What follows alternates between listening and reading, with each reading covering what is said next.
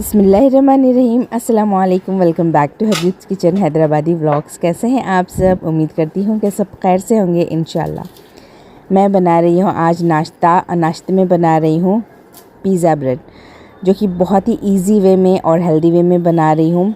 Easy तो होगा ही, but थोड़ा सा हेल्दी कर बना रही हूँ। बच्चों की छुट्टी थी और बच्चे जल्दी उठ गए थे, तो हम लोग ये नाश्ता कर रहे हैं। बट हस्बैंड को तो रोटी ही चाहिए होता है एवरी डे, तो फिर उनके लिए रोटी डाल दूँगी और सारा दिन का भी पकवान अभी कर लूँगी, क्योंकि बच्चों के प्रोजेक्ट्स भी होते हैं और घर के भी मसरूफियात होते हैं। मेरे बच्चे भी छोटे हैं, तो इस वजह से मैं सारी दिन भर की कुकिंग सुबह ही कर लेती हूँ। चैनल पे पहली बार आए हैं तो लाइक शेयर सब्सक्राइब ज़रूर करके जाइएगा। कुछ भी अच्छा लगा हो तो लास्ट में हदीस भी शेयर करती हूँ, वो भी सुन लीजिएगा। आपसे बातों में ही मैंने सारी कटिंग कर ली, और ज़्यादा मुश्किल काम तो ये कटिंग चॉपिंग का ही होता है, अदरवाइज़ ना सारी चीज़ें फटाफट से हो ही जाती है। तो मैंने यहाँ वाइट पार्ट और ग्रीन पार्ट अलग अलग काट लिया है, और यहाँ थोड़ा मायो ले रही हूँ जितना मुझे ब्रेड पे स्प्रेड करने के लिए चाहिए। मायो में मैं ऐड कर रही हूँ ग्रीन पार्ट, और इसमें नमक वगैरह मैंने कुछ भी ऐड नहीं किया था। और एक दिन पहले ही मैंने ब्रेड मंगा ली थी, तो इन्होंने मिल्क ब्रेड ला ली थी, तो उसी से ही मैं बनाऊंगी। आप चाहो तो और हेल्दी वे में चाहते हैं तो व्हीट ब्रेड, ब्राउन ब्रेड भी आप ले सकते हैं, बहुत अच्छा बनता है। घर पे जो चीज़ें आ जाती है बस उसी से ही काम चलाना होता है मुझे।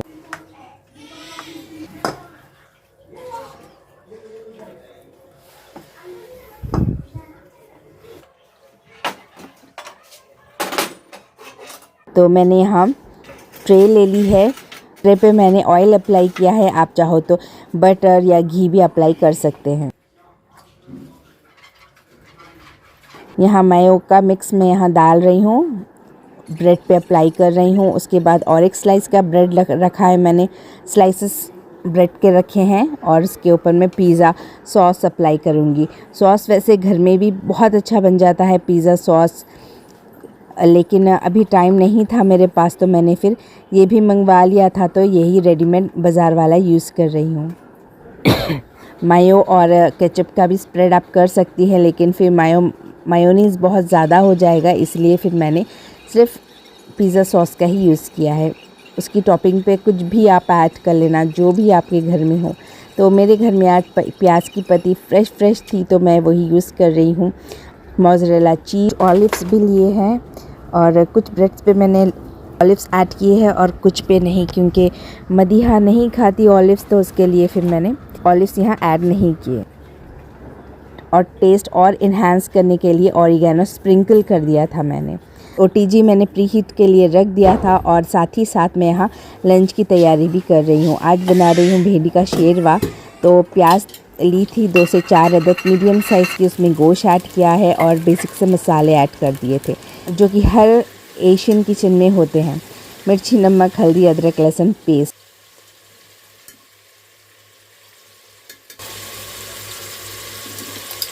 अच्छे से भुनाई करूँगी, और उसके बाद मैं यहाँ ऐड कर रही हूँ टमाटों को भी मैं अच्छे से भून लूँगी, और हस्बे ज़रूरत इसमें पानी ऐड करूँगी।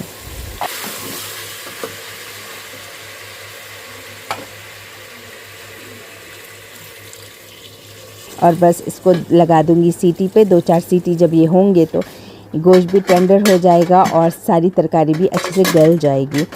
उतनी ही देर में ओटीजी भी प्री हीट हो गया था, रेडी टू बेक था। तो फिर मैंने 2 रॉड्स ऑन किए और 200 डिग्रीज पे मैंने इसको बेक करने के लिए रख दिया था।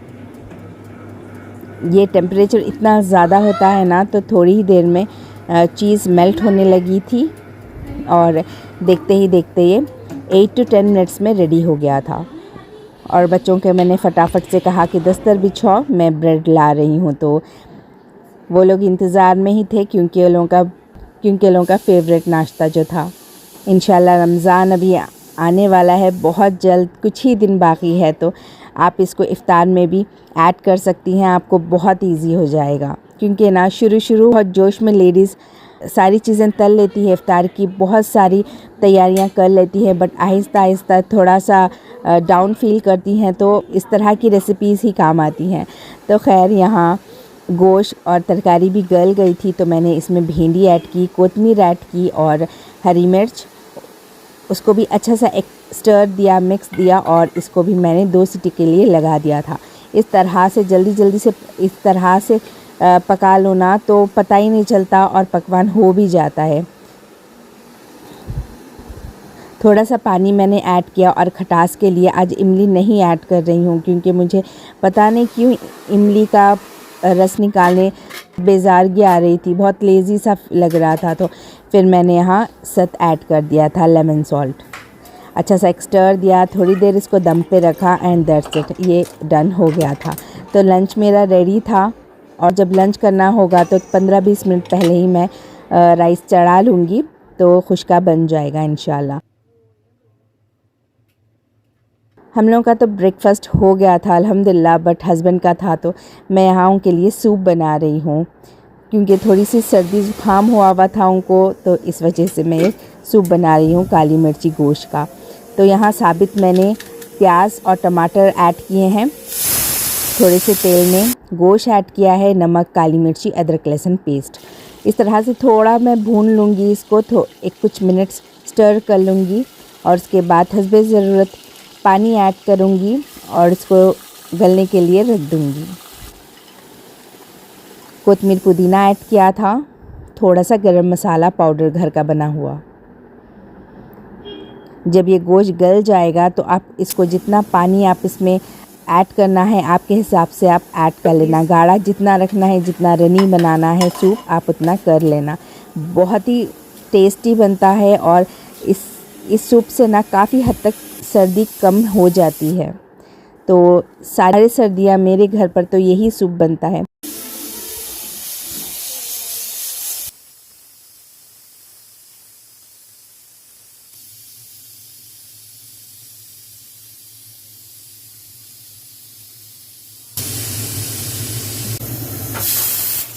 बस मैंने सारी चीज़ें रेडी कर ही ली थी, रोटी डालने वाली थी तो यहाँ नेहा आ गई थी और बहुत तंग कर रही थी मुझे कि उसके साथ चलने के लिए कह रही थी। तो फिर मैं यहाँ बच्चों के साथ टाइम स्पेंड करने थोड़ा सा चूल्हे में से आ गई थी।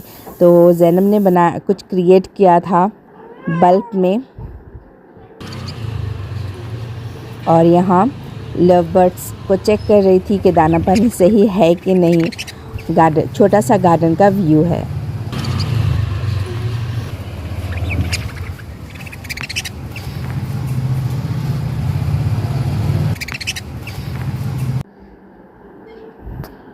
अगेन बैक टू किचन क्योंकि ये भी उठ गए थे, फ्रेश हो गए थे। अब मुझे इनको गर्मा गर्म रोटी सर्व करनी थी तो मैं यहाँ डाल रही हूँ। वीडियो कहीं पर भी अच्छा लगा हो तो लाइक शेयर सब्सक्राइब ज़रूर कीजिएगा प्लीज़। सूप भी अल्हम्दुलिल्लाह बन के रेडी था और मैं यहाँ इन्हें सर्व कर रही हूँ। टॉपिंग पे मैंने प्याज की पत्ती स्प्रिंकल कर दी थी और इन्हें नाश्ता करवा दिया था।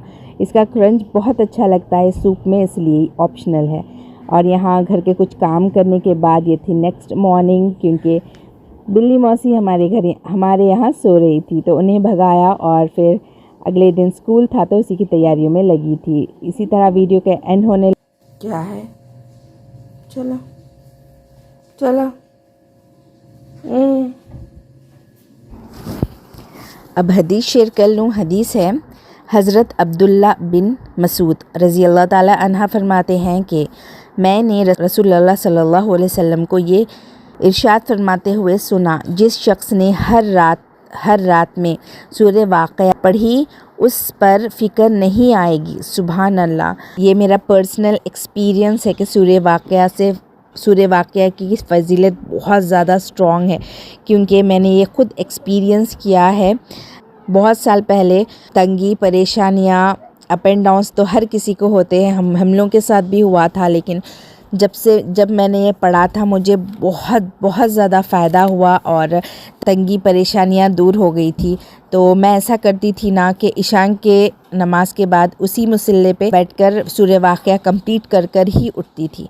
तो इट्स रियली वर्क। और खुदा न खास्ता आप लोगों को भी कोई ऐसी परेशानी हो या फिर कोई हाजत हो तो आप ये सूरा पढ़ना और नीयत से पढ़ना तो इंशाल्लाह ज़रूर पूरा होगा। आगे पीछे दुरूद शरीफ, दुरूद इब्राहिम पढ़कर ये पढ़ना। मुझे किसी ने कहा था और मैंने ये फ़ॉलो किया तो मुझे बहुत ज़्यादा फ़ायदा हुआ। अगर सिस्टर्स आप लोगों को भी किसी को खुदा ना खास्ता इस तरह की कोई मुश्किलात है तो हर मुश्किल का हल कुरान में है, तो उसी से फ़ायदा उठाइए। और वीडियो में कुछ भी अच्छा लगा हो तो लाइक शेयर एंड सब्सक्राइब ज़रूर कीजिएगा प्लीज़। मिलती हूँ नेक्स्ट व्लॉग में। Till then take care, really good care of yourself and your family. Thanks for watching. Take care everyone. अल्लाह हाफिज़।